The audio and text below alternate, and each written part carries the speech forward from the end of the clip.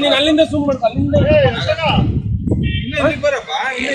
ಸುಮ್ ಮಾಡ್ಕೊ ಬರ ಅಶೋಕ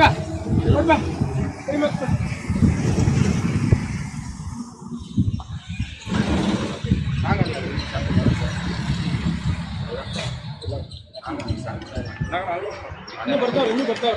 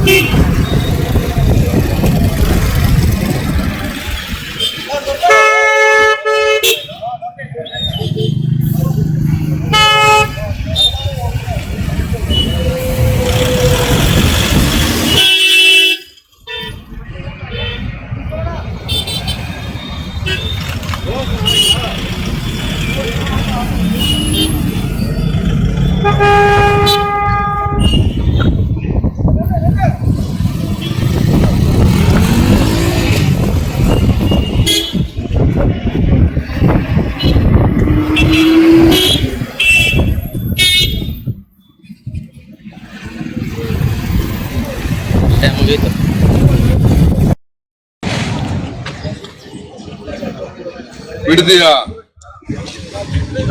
ಟೌನ್ಶಿಪ್ ಮಾಡಿ ಸರ್ಕಾರ ಭೂಮಾಫಿಯಾ ಅವರಿಗೆ ಮತ್ತು ರಿಯಲ್ ಎಸ್ಟೇಟ್ ಅವರಿಗೆ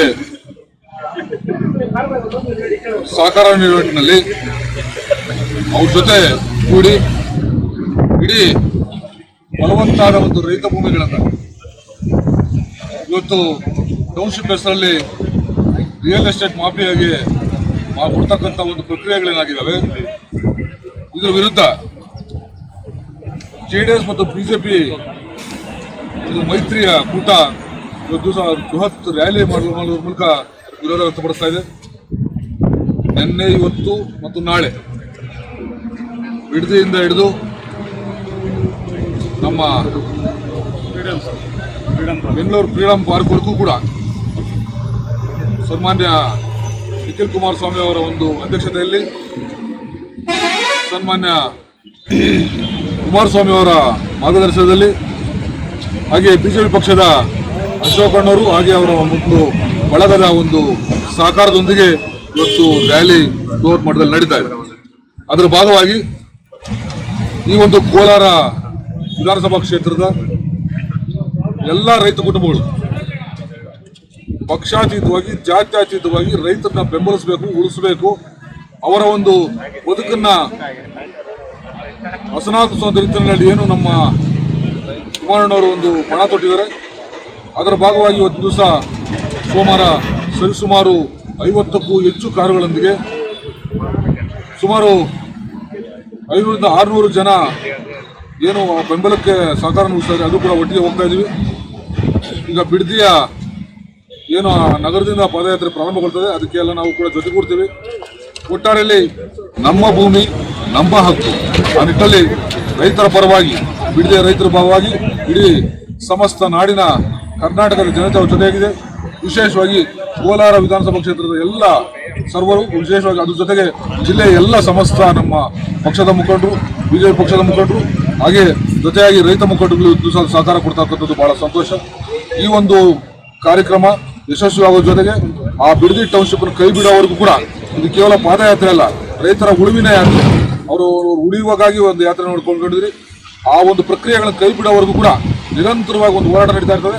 ಈ ಇದಾಗಲಿಲ್ಲ ಅಂದರೆ ಮತ್ತೆ ಉಗ್ರ ಮಟ್ಟದ ಹೋರಾಟ ಇಡೀ ರಾಜ್ಯಾದ್ಯಂತ ಏನು ಬೆಂಗಳೂರಿಗೆ ಮುತ್ತಿಗೆ ಹಾಕುವಂಥದ್ದು, ವಿಧಾನಸೌಧಕ್ಕೆ ಮುತ್ತಿಗೆ ಹಾಕುವಂಥ ಕಾರ್ಯ ಕೂಡ ನಡೀತದೆ.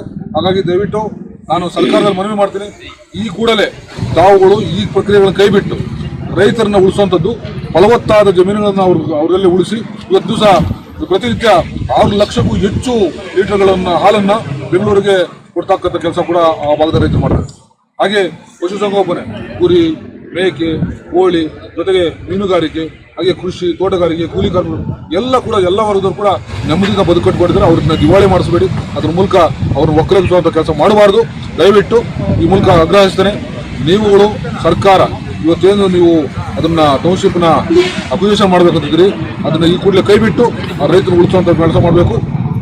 ರೈತರ ಹೆಸರು ಹೇಳ್ಕೊಂಡು ತಾವುಗಳೇನು ಪ್ರಮಾಣ ವಚನ ಸ್ವೀಕಾರ ಮಾಡಿ ಅಧಿಕಾರ ಸ್ವೀಕಾರ ಮಾಡಿದಿರಿ, ಆ ರೈತರ ಒಂದು ಉಳಿವು, ರೈತರ ಒಂದು ಬದುಕನ್ನು ಕಟ್ಕೊಳ್ಳೋ ಕೆಲಸ ಮಾಡಬೇಕು. ಅದ್ರ ವಿರುದ್ಧವಾಗಿ ಏನೋ ಮಾಡಿದರೆ ಅದು ಶಾಪ್ಗಳು ನಿಮ್ಮನ್ನು ಬಿಡೋದಿಲ್ಲ. ಅದ್ರ ಮೂಲಕ ನಿಮ್ಮ ಸರ್ಕಾರ 2028 ಸರ್ಕಾರಕ್ಕೆ ಉತ್ತರ ಕೊಡ್ತಕ್ಕಂಥದ್ದು ಸಿದ್ಧರಾಗಿದ್ದಾರೆ.